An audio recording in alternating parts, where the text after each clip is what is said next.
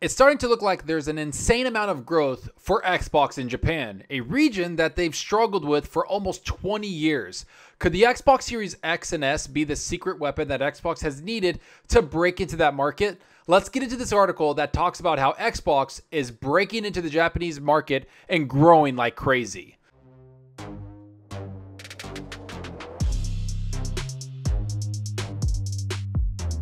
Hey everyone, thanks for stopping by and checking out the video. Remember to hit that subscribe button and that like button. The support is greatly appreciated. And if you want to be notified on future content, make sure to hit that small little bell icon. It helps the channel out a lot.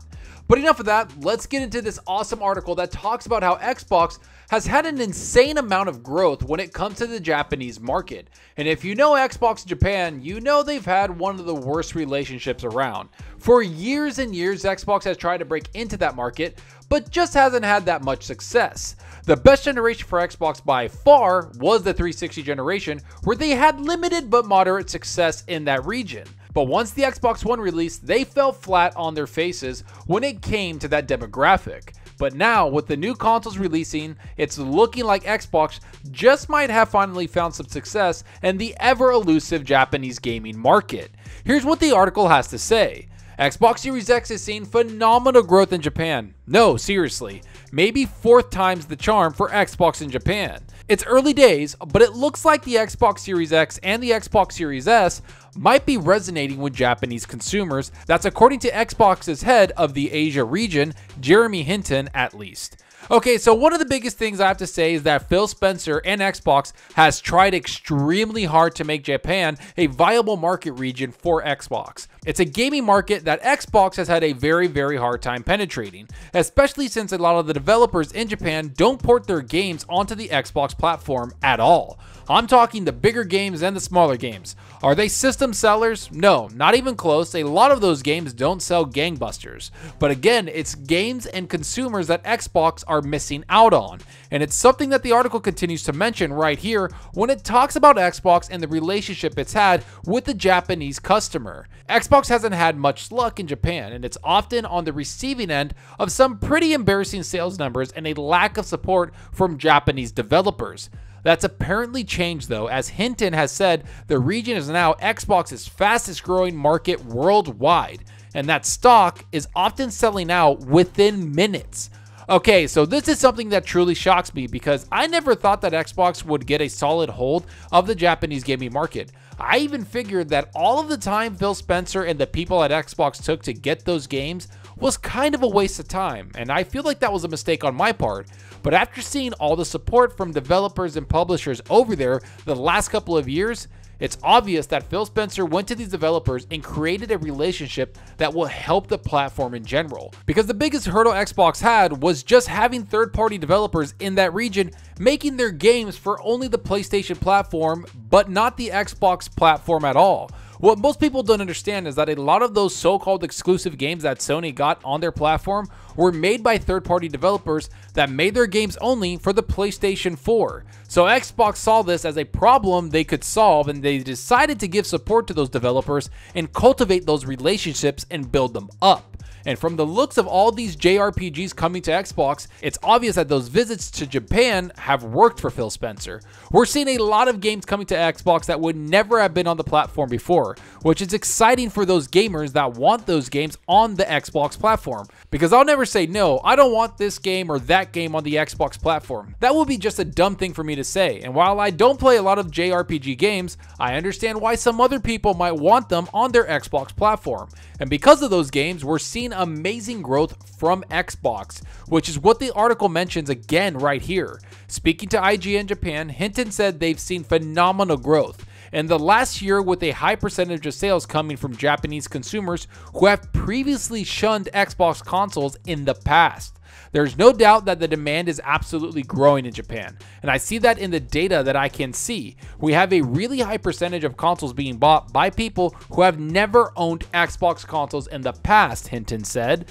Okay, this is something that a lot of people haven't really talked about, because usually Xbox does fall flat on their face when it comes to Japan, especially when you look at the Xbox One generation, where they brought out a huge Xbox that was basically looked like a VCR. It's something that we all knew wasn't going to sell sell well in the Japanese marketplace, because that demographic likes smaller devices, especially mobile devices, to play their games. I mean, even the PS4 and the PS5 right now aren't selling that well in those markets. There's reports coming out that say that the PS5 games over there aren't selling that well in Japan, and a lot of the consoles there might not be selling well either. All the while, Nintendo Switch has been dominating like crazy over there.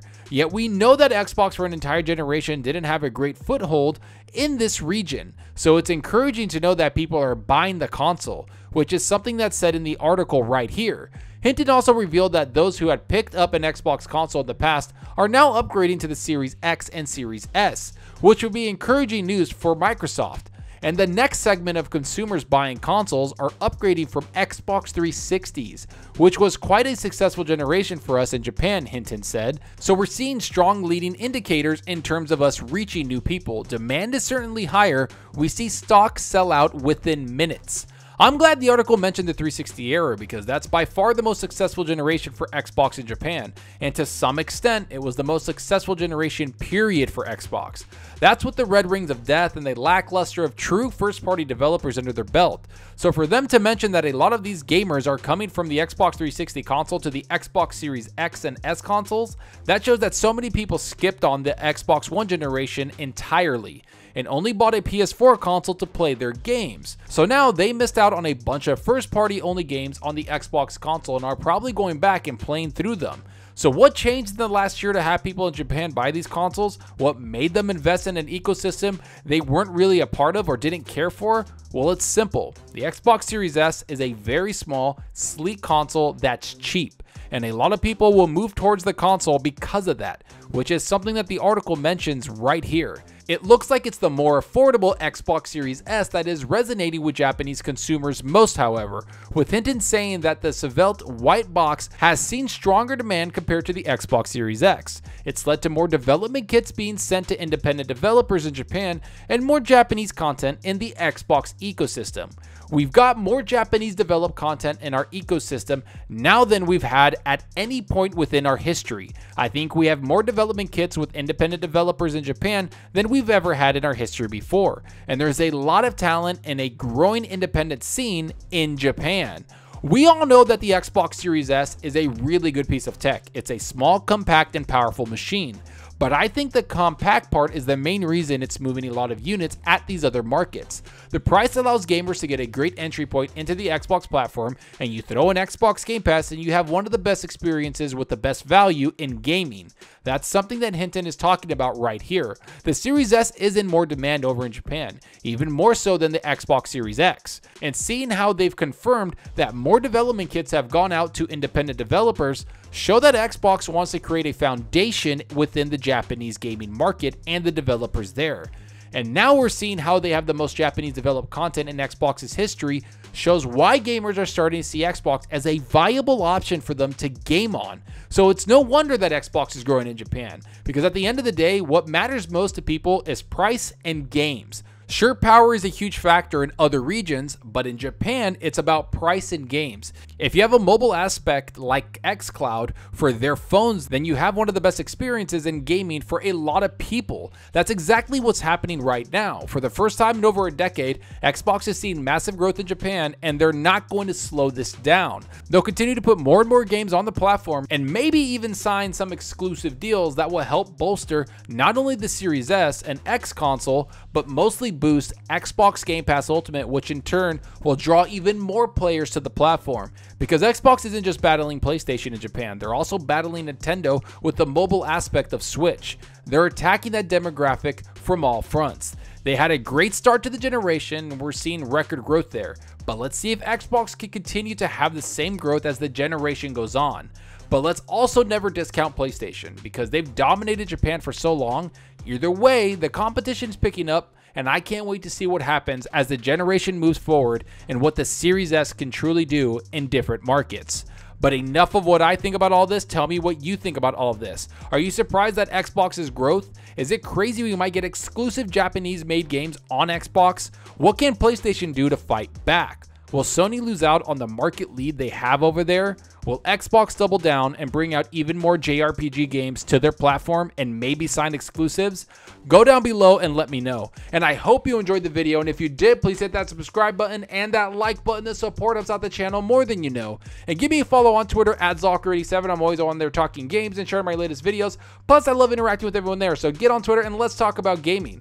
Also, follow me on Xbox Live. My gamertag is Zalker87, just like my channel name. See what games I'm playing, and let's compete in achievements for the month. So right now, I'm playing Dungeons & Dragons Dark Alliance. I know the game has a bunch of bugs, but it was on Game Pass. I'm really enjoying it, and I think it's a pretty fun game once you kind of look past a lot of the bugs. Does it need some work and a little more time to bake in the oven? Of course it does. But this was a game that I was really looking forward to. I love the lore, I love the characters, and I'm glad Xbox signed a deal to put it on Game Pass, because now I get to try it on my PC, my Xbox Series X, and I'm gonna have a lot of fun with it. Plus, I've been playing a bunch of other games like Ratchet & Clank and Chivalry with my friends, and to be honest, I'm waiting for the Sea of Thieves. A lot of my buddies cannot play right now because we're all kind of going out of town or we're just moving around. So my crew's gonna get together. We're gonna go through those 5 Tall Tales later this month, and I can't wait to play it because Sea of Thieves is one of my favorite games of the generation, if not my favorite game, and I'm looking forward to jumping into that. But for now, I'm gonna enjoy some of this Dark Alliance because I love the characters and I love the lore. But let me know what you're playing. Are you playing something on your Xbox Series X? Are you playing something on Game Pass? Or are you on your PS5 or PC?